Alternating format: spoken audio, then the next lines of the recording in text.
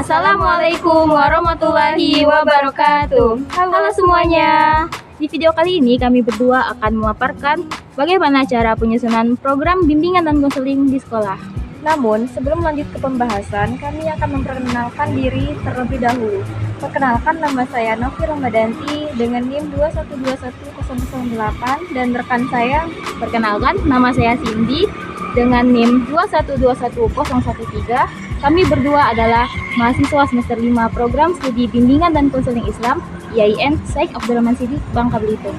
Tujuan dibuatnya video ini yaitu untuk memenuhi tugas mata kuliah BK Pendidikan yang diampu oleh dosen kami, Ibu Nila Siska Sari MA. Selain itu, kami juga berharap agar video ini bisa berguna bagi teman-teman sekalian yang menontonnya. Baiklah, langsung saja. Yuk kita saksikan videonya. Check it out! Sebelum kita masuk ke pembahasan penyusunan program bimbingan dan konseling di sekolah, kita harus mengetahui terlebih dahulu apa itu bimbingan dan konseling. Bimbingan konseling adalah rangkaian proses pemberian bantuan kepada seorang ahli bidang konseling kepada seorang konseli atau klien melalui tatap muka, baik secara individual ataupun kelompok, guna untuk memberikan pengetahuan dalam mengetahui suatu permasalahan yang tengah dialami oleh konseli atau klien secara berkala dan sistematis.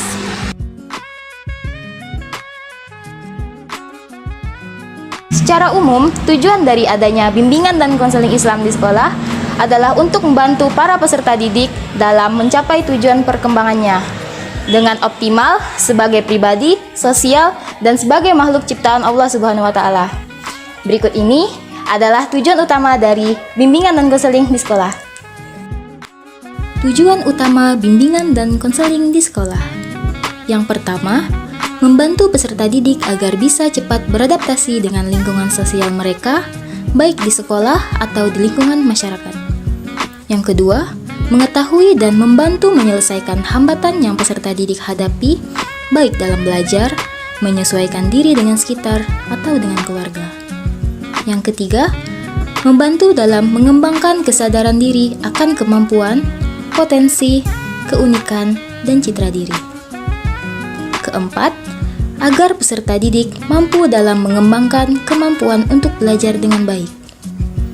5. Mampu menumbuhkan sikap positif terhadap diri serta orang-orang dan lingkungan sekitar mereka. Yang keenam, membantu dalam perencanaan perkembangan karir. Dan yang terakhir, penyelesaian studi serta jenjang pendidikan selanjutnya. Penyusunan program bimbingan dan konseling di sekolah adalah sebuah pelaksanaan yang disusun oleh seorang pesohor atau guru BK untuk kelancaran saat pelaksanaan kegiatan layanan bimbingan dan konseling di sekolah, yaitu akan dilaksanakan pada periode tertentu seperti bulanan, harian, semester, tahunan. Penyusunan program bimbingan dan konseling di sekolah ini didasarkan oleh kebutuhan sekolah dan dibuat dengan berdasarkan prioritas dengan mempertimbangkan kebutuhan siswa, guru BK atau konselor, serta kepala sekolah yang disusun dengan menggunakan berbagai aspek, termasuk yang pertama, fasilitas sekolah, yang kedua, anggaran pembiayaan yang diperlukan, yang ketiga, bentuk-bentuk kegiatan yang akan dilakukan, serta tenaga dan personil yang ada. Dalam menyusun program bimbingan dan konseling berbasis sekolah yang baik, harus memperhatikan tahap-tahap dan prosedur penyusunan program yang sudah ada, demi kelancaran dan kemudahan kegiatan bimbingan dan konseling di sekolah. Program bimbingan dan konseling memegang peranan yang sangat penting dalam rangka keberhasilan dari pelayanan atau pelaksanaan kegiatan bimbingan dan konseling di sekolah. Untuk itu, penyusunan program bimbingan dan konseling ini hendaknya mengacu kepada masalah-masalah yang dihadapi oleh peserta didik serta kebutuhan-kebutuhan yang dibutuhkan oleh peserta didik. Hal ini perlu dilakukan agar pelayanan bimbingan dan konseling ini berhasil dan berguna serta juga bermakna bagi para peserta didik. Adapun syarat-syarat yang harus dipenuhi dalam penyusunan program bimbingan konseling, yaitu yang pertama, berdasarkan kebutuhan bagi pengembangan peserta didik sesuai dengan kondisi pribadinya, serta jenjang dan jenis pendidikannya. Kedua, lengkap dan menyeluruh, artinya memuat semua fungsi bimbingan dan konseling yang disesuaikan dengan kebutuhan dan karakteristik peserta didik. Yang ketiga, sistematis disusun menurut urutan logis. Yang keempat, terbuka, yaitu dengan mudah menerima masukan untuk mengembangkan dan menyempurnakan. Yang kelima, memungkinkan kerjasama dengan pihak yang terkait. Serta yang terakhir, memungkinkan penilaian dan tindak lanjut untuk penyempurna program. Berikut ini adalah langkah-langkah dalam penyusunan program bimbingan dan konseling. Yang pertama, perencanaan program bimbingan konseling. Dalam penyusunan program bimbingan konseling, harus melibatkan berbagai pihak terkait atau stakeholders, seperti orang tua dan masyarakat. Karena manfaat layanan bimbingan konseling dapat dirasakan oleh berbagai pihak tersebut. Berkenaan dengan perencanaan program bimbingan konseling, perlu dilakukan dan dipersiapkan beberapa hal sebagai berikut, yaitu studi kelayakan, penyediaan sarana fisik dan teknik, penentuan sarana personil dan pembagian tugas, serta kegiatan-kegiatan penunjang. Yang kedua, ada penyusunan program bimbingan konseling. Hal ini umumnya mengikuti 4 langkah pokok, yaitu identifikasi kebutuhan, penyusunan rencana kerja, pelaksanaan kegiatan, serta penilaian kegiatan. Keempat langkah di atas merupakan suatu rangkaian kegiatan yang sebaiknya dilakukan secara berkesinambungan atau sistematis.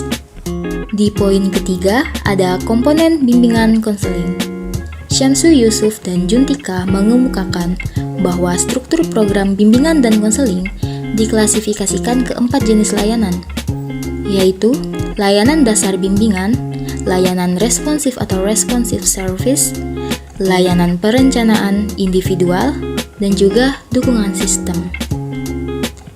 Dan yang terakhir adalah evaluasi program bimbingan konseling. Dalam proses evaluasi, yang dievaluasi adalah proses pelayanan bimbingan konseling secara keseluruhan, dari mulai perencanaan hingga pelaksanaan. Evaluasi ini bertujuan untuk mengetahui efektivitas dan efisiensi dari proses bimbingan itu sendiri. Setelah mengetahui langkah-langkah penyusunan program BK di sekolah, selanjutnya kita akan membahas tahapan-tahapan penyusunan program BK di sekolah. Yang pertama, tahap studi kelayakan. Studi kelayakan adalah seperangkat kegiatan dalam mengumpulkan berbagai informasi tentang hal-hal yang dibutuhkan dalam penyusunan program BK di sekolah. Dengan adanya studi kelayakan ini, kesimpulan dan saran-saran yang disajikan pada akhir studi dipakai sebagai tolak ukur untuk menentukan program BK yang perlu dikembangkan di sekolah. Beberapa hal yang perlu dianalisis dalam studi kelayakan seperti karakteristik dari peserta didik, kebudayaan setempat, serta kestrategisan lokasi. Hal ini hendaknya diperkuat dengan setting riset yang valid. Tahap yang kedua adalah tahap penyusunan tujuan program bimbingan konseling. Ketika studi kelayakan usai dilakukan, tahap selanjutnya yang menjadi kesinambungan ialah menyusun tujuan program bimbingan konseling. Tujuannya tidak lain adalah agar kegiatan bimbingan konseling di sekolah dapat terlaksana dengan lancar, efektif, efisien, serta hasilnya dapat dinilai. 3. Tahap konsultasi usulan program bimbingan konseling. Dalam kegiatan konsultasi adalah berupa pertemuan atau rapat guru BK dan petugas lain yang terkait untuk membahas usulan atau rancangan program bimbingan dan konseling. Yang keempat adalah tahap penyediaan fasilitas. Fasilitas bimbingan konseling selain merupakan kewajiban, juga harus diimbangi dengan pencitraan fasilitas itu sendiri sebagai tempat yang baik. Selain itu, harus diperhatikan juga tentang fasilitas yang profesional yang meliputi tata letak lokasi, simbol, dekorasi ruangan, aksesoris, dan lain sebagainya. Yang kelima, tahap penyediaan anggaran. Penyediaan anggaran bersifat vital karena berhubungan dengan optimalisasi pelaksanaan program bimbingan konseling. Oleh karena itu, harus ada beberapa pendekatan dalam menerapkan anggaran biaya. Ada 3 pendekatan yang dapat digunakan dalam penganggaran program bimbingan konseling, yaitu pendekatan subjektif, pendekatan tugas, dan juga pendekatan normatif. Dan tahapan yang terakhir adalah tahapan implementasi program bimbingan konseling. Implementasi program adalah tahap melaksanakan semua jenis layanan dan kegiatan yang sudah dirancang. Program jangka panjang merupakan umum yang akan dicapai dalam waktu relatif lama. Program ini menjadi program umum tahunan. Dalam implementasi program bimbingan konseling, para guru BK memegang peranan yang sangat penting. Mereka merupakan ujung tombak pelaksanaan program tersebut. Sekian video dari kami. Jika ada kekeliruan atau salah kata, kami mohon maaf. Makasih udah nonton sampai akhir. Jangan lupa like, comment, and subscribe. Wassalamualaikum warahmatullahi wabarakatuh. See you.